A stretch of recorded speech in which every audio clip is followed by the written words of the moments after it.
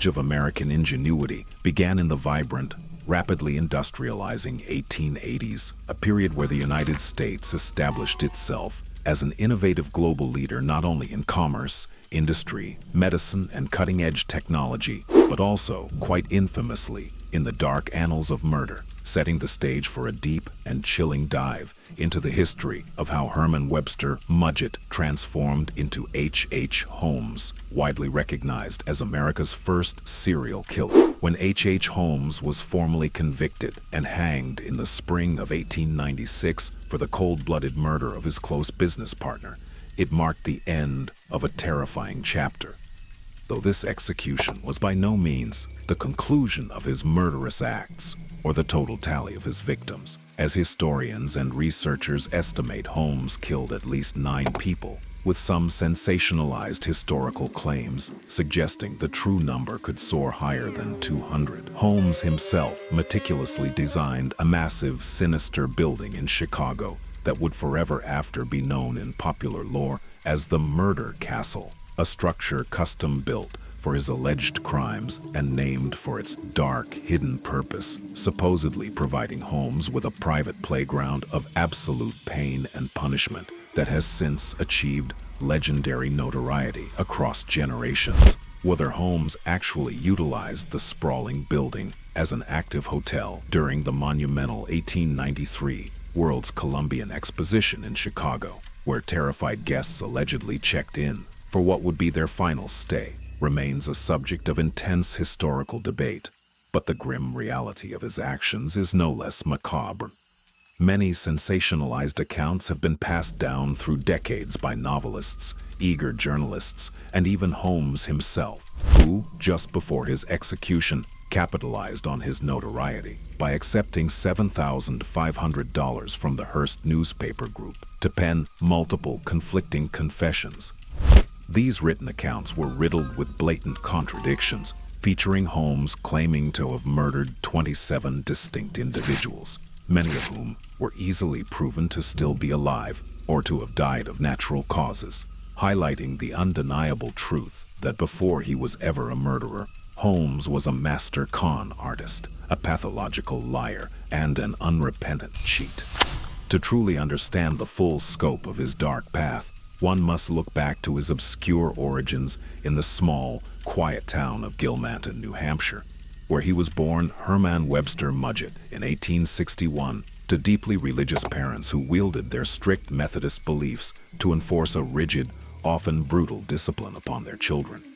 While some historical sources suggest this harsh upbringing included forcing young Holmes and his siblings to endure days without food or using kerosene-soaked rags to muffle their cries, Holmes himself later painted a contrasting picture, writing that he was raised by loving, devoted parents and that his subsequent criminal actions stemmed entirely from his own volition rather than any parental failing. Nevertheless, Holmes frequently emphasized one particularly formative and bizarre memory from his grade school years, claiming he was intensely bullied for his superior intelligence and peculiar demeanor, culminating in an afternoon when his tormentors ambushed him and forced him inside a local doctor's office, pressing the cold hands of a human skeleton directly against his face. Holmes believed this terrifying incident single-handedly sparked his morbid fascination with human anatomy, though it also eerily foreshadowed his utter detachment from human life, viewing the human body merely as raw material for his dark ambitions. Around this same time, young Holmes began cultivating a chilling habit of retreating deep into the dense forests surrounding his family's property, seeking either a solitary escape from a troubled home life or simply an isolated space to conduct gruesome experiments, starting with small reptiles and steadily progressing to warm-blooded mammals such as rabbits and dogs. Holmes would later reflect that these secret wildlife dissections cemented his lifelong obsession with anatomy and made him dangerously comfortable around the destruction of living tissue. Further ominous warning signs piled up as he aged, including when an 11-year-old Holmes and his childhood best friend Tom explored an abandoned homestead where Tom tragically fell from an upper landing to his death, an incident where Holmes claimed to be a mere witness, though many later whispered whether Holmes had deliberately pushed him. The pattern of instability continued into his adolescence when a 16-year-old Mudgett met Clara Lovering at a local church gathering. Upon seeing Lovering flirting with another young man, Holmes aggressively confronted the rival with threats of physical violence, an aggressive display that somehow impressed Lovering and led to a rapid courtship, resulting in their marriage as soon as they turned 17. This youthful union quickly deteriorated into a miserable pairing, marked by constant, volatile arguments, alleged domestic abuse, and bruises regularly sported by Clara, who eventually fled the household with their newborn infant, never to reunite with Holmes, though they remained legally married until the day of his execution. With his newfound bachelorhood, Holmes plunged deeper into his criminal impulses, prompting a horrified landlady to follow a foul, decaying stench into his rented room, where she shockingly discovered a dead infant hidden beneath his bed.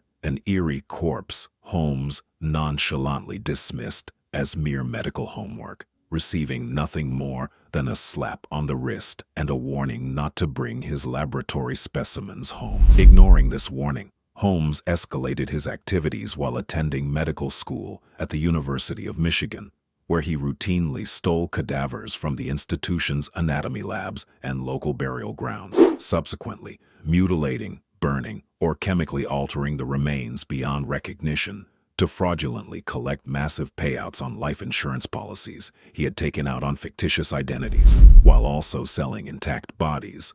back to medical schools for thousands of dollars.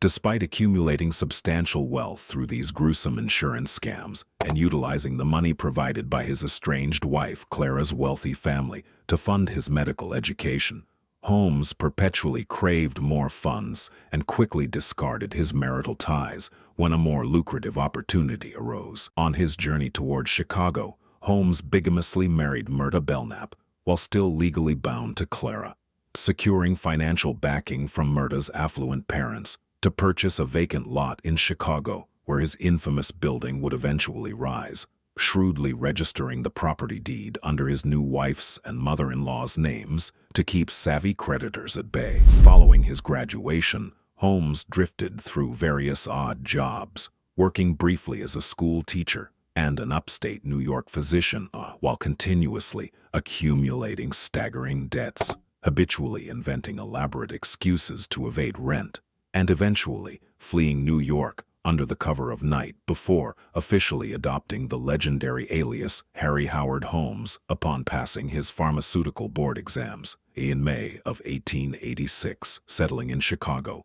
Holmes began his full descent into serial murder, leveraging his charming facade and pharmaceutical knowledge to orchestrate an intricate web of fraud and deception, particularly targeting vulnerable women whom he would court, engage, and persuade to sign over their properties and wealth before orchestrating their mysterious disappearances under the guise of moving out of town. Among his early suspected victims was his lover Julia Connor and her 8-year-old daughter Pearl, both of whom vanished without a trace on July 4, 1891, after Holmes had deeply entangled them in his mounting debts and fraudulent business schemes, leading him shortly thereafter to install a heavy industrial furnace in the basement of his partially constructed building. While the enduring myth of the murder castle paints it as a labyrinthine death trap filled with secret passages and hidden slides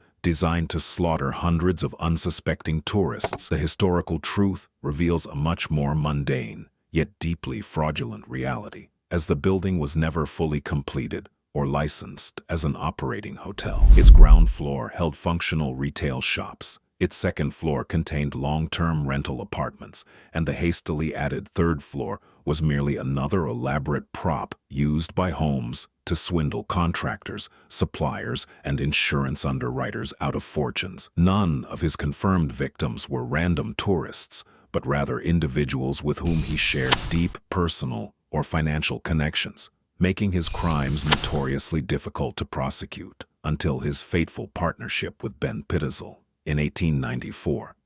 Pitzel and Holmes concocted a fraudulent scheme where Pitzel would fake his own death, using a stolen cadaver so his wife could collect a $10,000 insurance payout. But Holmes betrayed his partner, rendering Pitzel unconscious with chloroform before igniting his body with benzene, subsequently manipulating Pitzel's grieving widow into granting him custody of 3 of her 5 children, 2 of whom he heartlessly murdered and buried in the basement of a rental home. The walls finally closed in on Holmes as authorities tracked his financial crimes and child murders, leading to his swift arrest, trial, and ultimate condemnation to death by hanging, an execution carried out on May 7, 1896, during which Holmes maintained an eerie, unsettling calmness, making a final peculiar request that his coffin be entirely encased in solid concrete and buried 10 feet deep to ensure no one with his own dark proclivities could ever disturb his remains,